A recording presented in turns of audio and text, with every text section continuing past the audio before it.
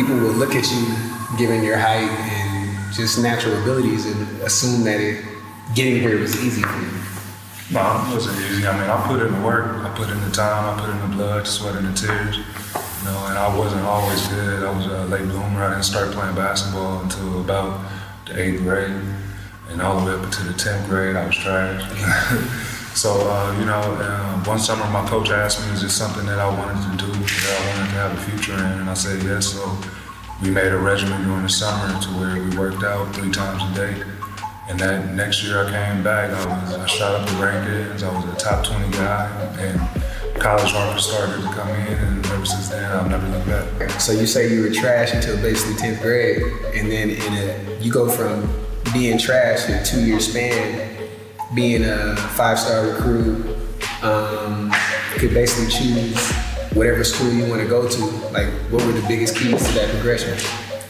Work, hard work. You know, I missed out on a lot of things in high school because I had a goal placed in my mind, and I knew that in order to obtain it, I had to put in the work. And I knew that there were guys who had been playing their whole lives. I know that there were guys that was overseas who had been playing their whole lives, been playing professionally. So I knew that I had to work harder than anybody just to get even a little piece of that prize.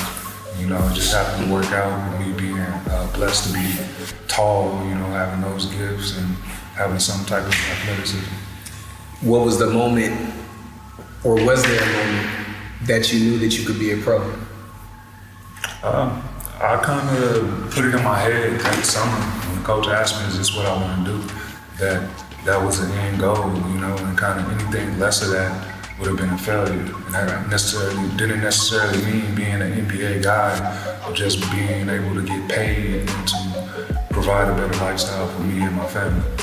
Okay, so I'm gonna get to you now with Real Madrid. So you get away from the NBA, and I assume that mentally you're going through it, and then your agent starts talking about going to play for some team in a place in Russia that you've never heard of. What was going through your mind? Oh man, I thought it was over. You know, I was devastated, first of all, when I got that call that I'd been waived from Orlando. And then after about taking a week, we started getting calls about job opportunities, and said Russia was the best place for me to go, and actually put my name out there to get the exposure in the European market. And after some weeks of discussing it with my family, we felt that it was the best thing to do. But you know, for an American kid, even though I've traveled around a lot throughout my life, to go to Russia, that was something unheard of. I mean, we all hear the stories, being Americans, about Russians and everything else. But it honestly was the totally opposite when I got there, you know. Everybody took care of me, met some great people that I probably stay in contact with the rest of my life. What were some of the biggest culture shocks on and off the court that you had to deal with? Oh man, the language, and it took me about a year to get used to the food. Right. But now, you know, I love it. You know, one of my favorite dishes is borscht. Mm-hmm. Every time we go back to Russia. That's a soup? Like it's kind of like a soup? Yeah, it's real good. Soup with like some beef. Yeah. It's amazing. Every time we go back to Russia, I grab me about 3 or 4 bowls of dinner. So, right. Make it happen. What about, I feel like you were telling me one time about washing your own clothes. That had to be a first for you.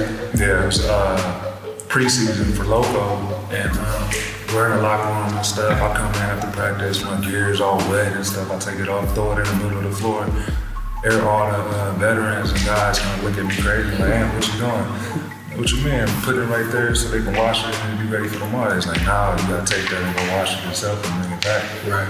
And that was a shock coming from the NBA to where literally you have everything laid out, whatever you need is taken care of. So, but you know, it was humbling. It helped me, you know, grow as a person and a basketball player. And you know, I appreciate it. You know, I wouldn't change my time to Loco for anything.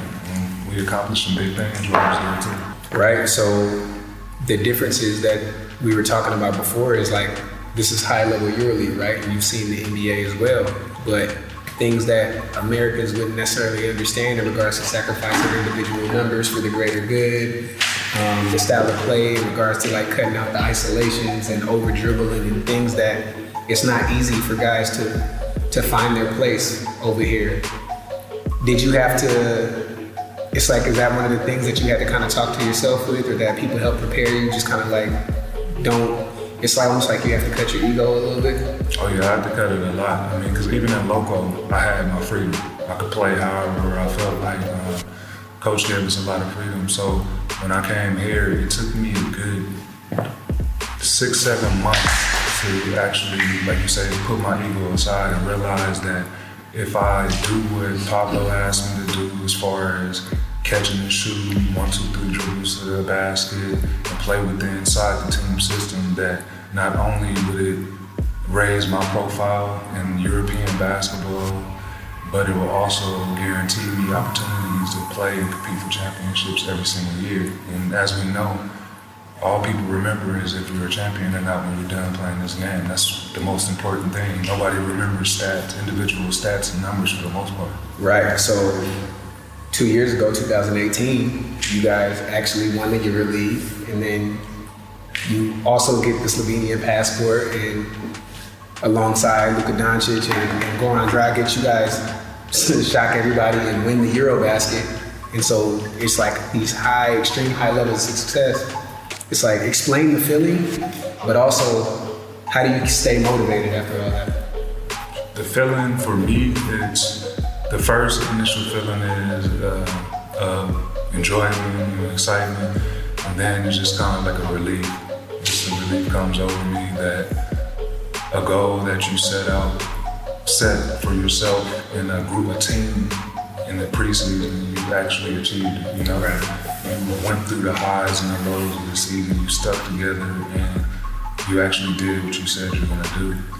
And then immediately after that, for me, it's like, okay, what's next, you know? Right. You can't just take that and be like, all right, I won one championship, I need to stop. No, that's not how it works. Because at the end of the day, you have younger, better guys coming up right behind you, and you have to keep your edge in this business in order to make sure that you continue to have a job and able to get contracts. Okay, and we were speaking on Luka Doncic, right? So you're one of the people that said you knew basically from the first practice that he's NBA ready and he was going to be special. Right. Tell us a little bit about that.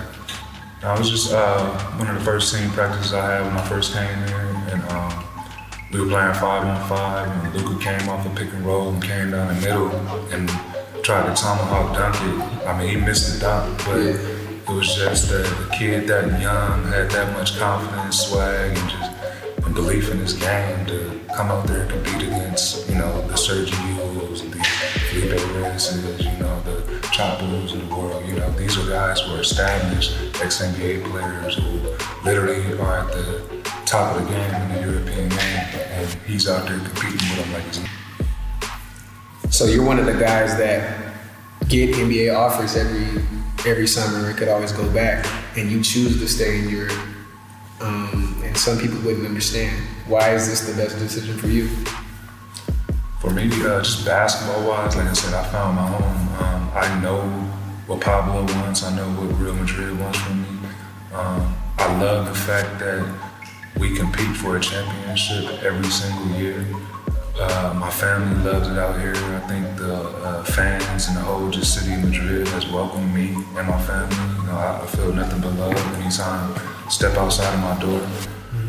I love, you know, and with the NBA, of course, that's everybody's dream to go there, be the superstar. But I understand that for me, this is the best place for me, you know, basketball-wise, emotionally, and for my family. Okay. So when it is that time for you to retire, how do you want to be remembered when you walk away from the game? Just as somebody who, first of all, made it clear what his intentions was to compete for a title, to win championships. And I just want to be remembered as a guy who actually really did that, came out there and did everything he could to win. And also somebody who's gotten better each year. You know, I wasn't always the best three-point shooter, you know. But it was something that I put in my mind, and I worked at it. And now I feel like every shot I bang and take is gonna go in, you know. Okay. Appreciate you, man.